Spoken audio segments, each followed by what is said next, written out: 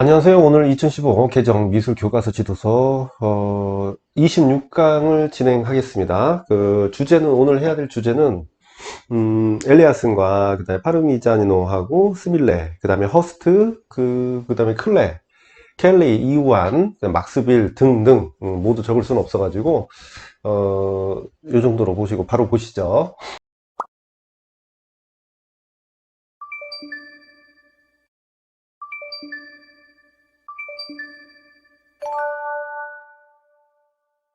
음,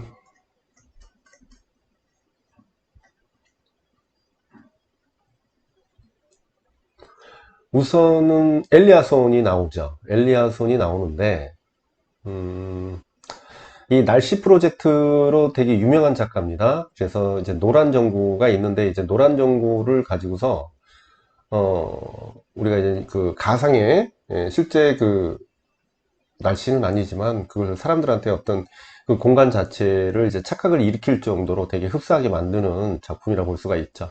그래서 노란 전구 200여 개로 반원을 만든 후에 거울을 그 반사시켜서 태양이 마치 떠 있는 것처럼 효과를 내고 있습니다. 그래서 인공 그 빛이 만들어내는 세계 그 채워진 공간이 그 도시에서의 형형색색 불빛에 지친 사람들에게 느림의 시간을 경험하게 하는데, 그런 인공 그 태양을 가지고 새로운 어떤 공간을 창출을 하고 있다는 것을 볼 수가 있고, 1990년대 중반부터 미술의 경계를 넘어 빛, 파장, 그 다음에 온도 등을 그 대자연의 현상을 건축, 기하, 과학, 원리를 접목해 가지고 현대의 그 미술의 작품을 시작해 온 그 설치 미술가인데, 우리가 이젠 그 이 작품 자체가 이 엘리어선이 그 상당히 그래도 많이 알려져 있어요.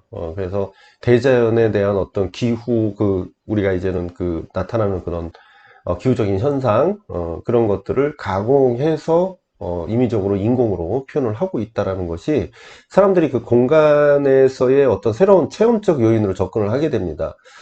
그래서 그런 설치미술가이고요. 자신이 태어난 북유럽의 신비한 자연현상을 모티브로 하고 있다는 것이죠. 그리고 전문가들과 협업 방식으로 하고 있다는 것도 우리가 눈여겨볼 만한 내용이고요. 자, 그 다음에 우리가 이제 보티첼리 작품이 나와 있고요. 파르미자니노 작품이 나와 있습니다. 우선 보티첼리의 작품 자체가, 우리가 이제 보티첼리 보시면은 이 작품 자체에서 볼 수 있는 것이 우리가 이제 고전적 주제라고 볼 수가 있잖아요. 고전적 주제이면서 우리가 이제 그 주제를 표현하기 위해서 방식이 평면적 표현으로 하고 있다는 겁니다. 그래서 그 음이라는 것을 강조를 하고 있어요. 여기도 역시나. 그래서 비례적인 요소를 사용합니다. 이 비례는 이제 구동식을 사용을 하고 있는데, 보시다시피 지금 원근법이 쓰였을까요? 배경적인 요소가 실제적으로는 평면적으로 표현을 하고 있다는 것을 우리가 알 수가 있어요. 그래서 이 보티첼리 자체의 그림의 그런 형성들도 역시나 이 지금 색이 비슷해 가지고 잘 안 보이죠?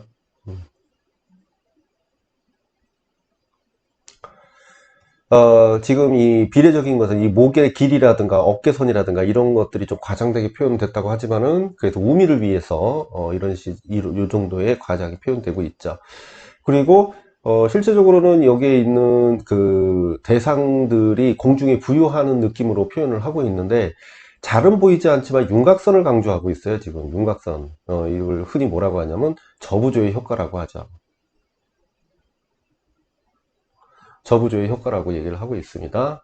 그래서 굉장히 아름다운 신화적인 내용을 우리가 기독교적 그 해석으로 우리가 표현을 하고 있다는 걸 이미 알고는 있지만, 우선 내용으로 보시면 그리스 로마 신화를 바탕입니다. 예, 신화를 바탕으로 당시의 종교화가 계속 그려져 있었잖아요. 그런데도 불구하고 그 신화라는 개념을 이제 종교적 해석으로 이제는 포장을 해서 표현을 한 건데, 당시의 신화는 이단에 속하는 개념이기 때문에 그림으로 그렇게 쉽게 그릴 수 있는 부분이 아니었다라는 것이죠.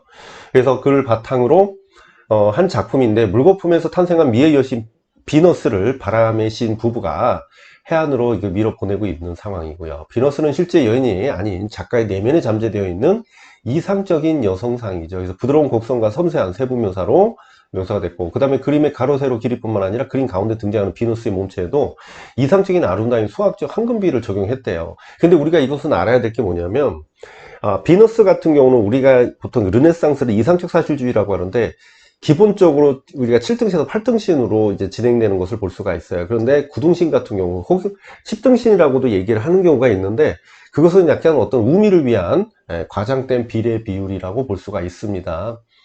근데 그런 수학의 황금 비율을 적용했고요. 수줍은 듯 서 있는 비너스는 해부학적 비례를 지키지 않고 이상적인 비례와 균형의 조화를 추구했던 당시 미의 욕구를 반영을 해서 가파르고피스트만 어깨에 긴 목과 팔을 가진 구등신으로 표현을 하고 있다.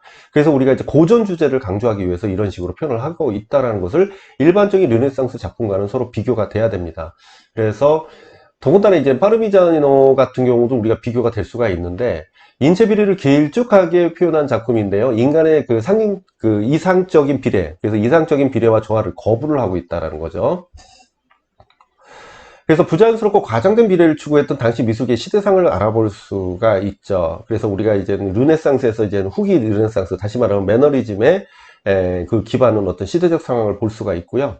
르네상스 미술의 원근법과 자연의 과학적 접근, 그리고 해부학적 구조 연구, 이에 따른 수학적 비율 등을 적용해 가지고 인간과 인간 문화를 사실적으로 정확하게 묘사하고자 했던 것이 르네상스 미술이죠. 여기까지는 르네상스 미술이라고 볼 수가 있어요. 근데 이러한 르네상스 미술이 최고의 그 절정기에 이르자 16세기 말에 미술가들 사이에 미술의 발전이 끝나버리는 것은 아니지 의심하기 시작했는데, 그게 뭐냐면 이 작품이 당시 미술가들이 추구했던 미의식을 보여주는 작품으로 신체의 황금비를 맞게 표현한 보티첼리 비너스의 탄생과는 달리 성모와 아기 예수의 목을 길게 하거나 신체 일부를 과장을 해가지고 부자연스럽게 표현함으로써 당대 미술계의 시대상을 반영하는 그런 요소들, 다시 얘네들도 사실은 우미를 표현하고자 한 케이스라고 볼 수가 있어요. 그죠? 자, 그 다음에 스멜데, 스멜은 그건 아니죠. 스밀데, 스밀데죠. 네덜란드 작가고요. 리텍 비그룸 해가지고 설치 후 사진 촬영을 한 겁니다. 그래서 이 가상의 구름을 만들고서 사진 촬영을 가지고 한 건데, 연기를 피우듯 공중에 증기를 분출해 가지고 수초간 나타나는 아름다운 구름 형태를 촬영을 한 겁니다. 그래서 자연현상, 역시 이 작가도 자연현상에 초점을 맞추고 있는데요. 자연현상의 이미지를 주제를 한 작품의 습도나 온도와 같은 조건들을 까다롭게 조절한 후에 안개 효과를 내는 기계로 실내 구름을 만들어서 촬영을 한 겁니다. 그래서 금방 사라지기 쉬운 구름을 인간이 만든 건축물 안에 또 재현을 한 겁니다. 그래서 쓸쓸함과 꿈, 상상, 미묘함을 이제 표현을 하고 있다는 것이죠. 그래서 고전적 주제, 특히 주변의 고전적 주제에 포커스를 맞추면서 거기에 구름의 어떤 형상을 표현하고 있다는 것도 역시나 어떤 우리가 밖에서 나타나는 어떤 대기 현상은 그렇게 뭐랄까 눈에 띄진 않겠죠. 근데 이 실내에서의 어떤 그런 반전된 모습을 초점을 맞추고 있고요. 그 다음에 허스트가 있어요. 스핀 페인팅은 다 아시죠? 스핀 페인팅. 원심분리 운동을 원리를 이용해서 나타낸 스핀 아트 작품으로 회전판에 떨어진 물감을 퍼지면서 만든 우연적인 효과에 초점이 맞춰져 있습니다. 그래서 회전하는 원형 캠퍼스에 무작위로 물감을 뿌려서 돌리면 원심력 때문에 물감이 밖으로 밀려나가게 되죠. 그래서 이런 과학적 원리를 스핀 아트 작품으로 작가의 개입을 최소화하죠. 그러니까 우연적인 효과를 나타내기 위해서 최소화하는 것이고요. 원심력을 통해 나타나는 우연적 아름다움을 나타내고 있다. 뭐 이 작품도 뭐 그런 원심력의 방식이다. 그 다음에 클레 작품 자세히 보시면은 굉장히 이게 문자인지 아니면 어떤 기호인지 이런 식으로 이제 작품을 했는데, 뭐 클레이 이런 작품들이 상당히 많이 우리가 이제 알려져 있죠. 사장조 속의 숲 해가지고 숲속의 나무들을 상징하는 작은 화살, 그래서 나무를 상징하네요. 그래서 화살과 새 부리 등을 상징적인 무늬나 마치 악보에 있는 음표처럼 느껴지는 작품인데, 밝고 부드러운 색채와 섬세한 손으로 오케스트라의 여러 악기의 화음을 내듯 조화롭게 표현하고 있어요. 그래서 음악 이론을 그림에 도입한 작품인데, 펜으로 그린 상징적 형태와 그 다음에 표현적인 색채, 그리고 손의 조화가 마치 악보를 보는 듯 하는데, 이제 음악적 이론을 적용했으니까 아무래도 그런 부분들이 같이 적용됐겠죠. 그리고 보여지는 사람으로 인해서 그런 악보의 어떤 형식적인 모습도 느낄 수 있게. 그래서 음악적 재능이 뛰어난 클레는 세계 3속성인 색상, 명도, 채도를 가지고 음악의 3요소인 멜로디, 리듬, 화음과 연관시켜서 회화 작품을 제시했다라는 것이죠. 이걸로 봤을 때는 실제로 칸디스키보다 더 체계적이지 않을까. 칸디스키도 이런 이론적 내용을 제시하긴 했습니다. 이 작품 속의 음악적 멜로디의 변화는 색감의 변화로, 화음의 변화는 색의 채도로 변화로 이렇게 표현을 했다라는 것이죠. 이거는 충분히 물어볼 수 있다라고 봐요. 굉장히 의미가 있죠. 그래서 클레의 이 작품 4장초 속의 숲. 자, 켈리 작품은 이제 요 작품인데, 켈리는 초록파랑, 그래서 알루미늄에 채색을 했습니다. 요즘은 많이 채색을 많이 하죠. 그래서 감정이나 장식성을 배제하고 그 단순한 형태와 제한된 색채만으로 사물의 순수 본질을 나타낸 미니멀리즘 작품이죠. 이제 미니멀리즘 작품치고는 이 색을 단일 색채를 쓰지 않고 그래도 두 가지 이상을 썼네요. 기하학적인 형태의 색면회화로 유명한 미니멀리즘 화가 켈리 작품인데, 이 작품은 원색으로 채색한 알루미늄판을 구부려서 공간 속에 설치한 것인데, 정교한 기교나 주관적인 표현을 극도로 억제했다. 뭐 이 미니멀리즘 특징이죠. 그 다음에 여기에서 이제 요 작품이 있는데, 이거 지금 이제 이후한 작품입니다. 그래서 마음을 비우고 점을 찍는 과정에서 극한의 절제미, 실제적으로 작품 봐도 이제 굉장히 절제미가 느껴지죠. 미의식과 함께 본질적 의미를 발견하고 세계와 사물, 그 다음에 인간 사이의 관계성을 드러내고자 했다. 그 다음에 요거는 우리가 흔히 알고 있는 최후의 만찬입니다.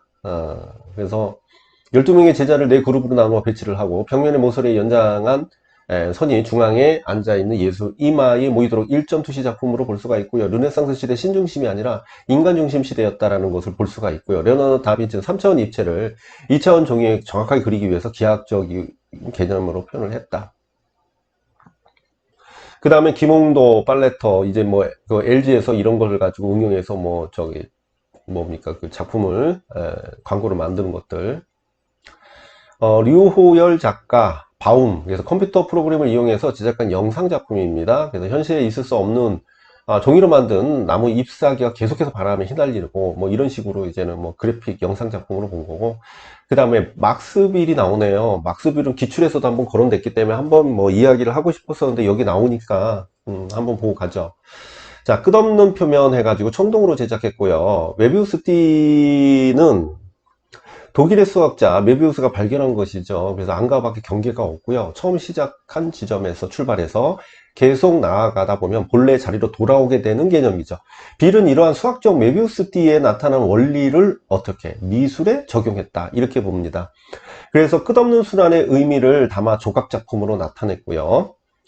그래서 막스 빌의 작품은 회화, 건축, 공학기술, 그리고 제품과 그래픽 디자인을 망라하는데, 바우하우스의 그루피우스, 그 다음에 마이어, 모울라기, 그 다음에 알베르스, 그리고 칸디스키에게 1927년에서 29년까지 수학한 후에 취리로 온 빌은 1931년 구체미술의 개념을 수용을 합니다.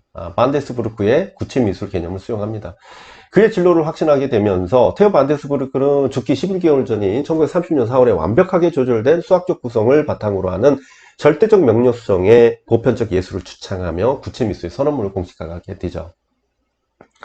그래서 구체미술은 전체가 순수하고 수학적으로 엄격한 시각 요소들, 그래서 그런 요소면 색채로 구성되어 있는데 그 자체 외에는 다른 뜻이 없는 회화를 만들어낸다는 것이죠. 물론 그래픽 디자인은 그런 의미에서 이런 개념과 정반대인데, 그래픽 디자인이 상징적이지 않거나 이론상의 의미가 없다면 그것은 더 이상 그래픽 커뮤니케이션이라고 할 수 없을 것이고, 이것은 순수 예술이 될 것이다. 그럼에도 불구하고 구체미술의 개념은 그래픽 디자인의 구조적인 측면에 적합하게 적용될 수가 있었고, 그게 또 적용이 됐죠. 1930년대에서 40년대의 구체예술과 그 다음에 수학적 사고 방법에 관한 저술 발표를 통해서 1920년대 러시아 구성주의로부터 시작된 예술 작업에 있어서 정신적 영역의 관계를 배경으로 하고 회화, 조각, 그래픽, 산업 디자인, 건축 등의 창의성을 필요로 하는 모든 시각적 영역의 이론과 실제 교육을 동시에 전개해 나갔던 막스빌의 여행은 21세기 바로 앞에 두고 있는 지금의 전 세계의 새로운 의미의 미니멀리즘 확산을 가져오게 된 그런 기본이 됐다라는 것이죠. 그러면서 구체미술, 구체미술이 등장을 하는데, 우리가 이제 구체미술이 뭔지 이제 여기서 막스빌이 구체미술의 영향을 받았다고 하니까 그 부분을 좀 봐야겠죠. 자, 그래서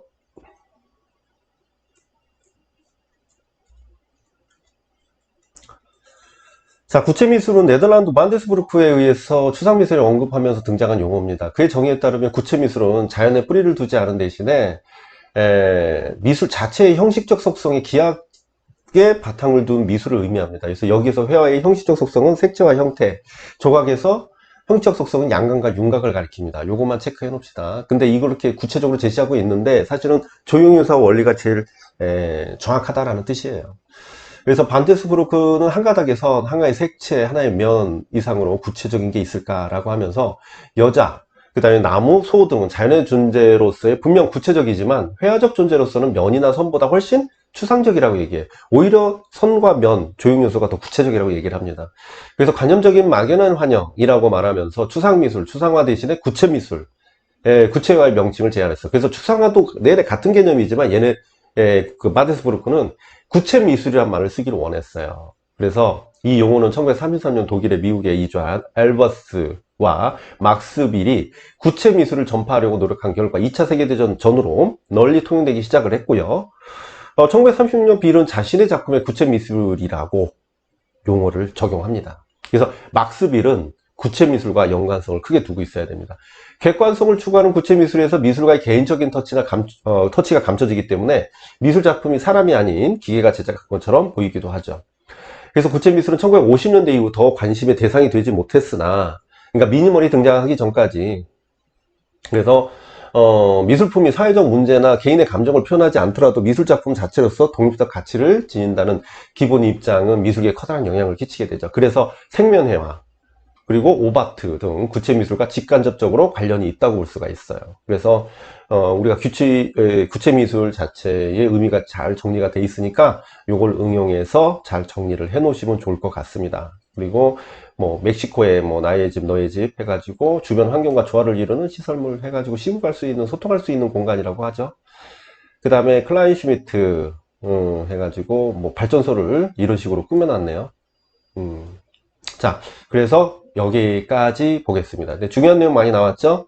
그래서 이 내용을 바탕으로 정리 잘 하시고 또 다음 주에 더 중요한 나올 수 있는 내용을 중심으로 좀 교과서로 좀 많이 빨리 진행을 하도록 노력을 해보겠습니다. 그래서 여기까지 하겠습니다.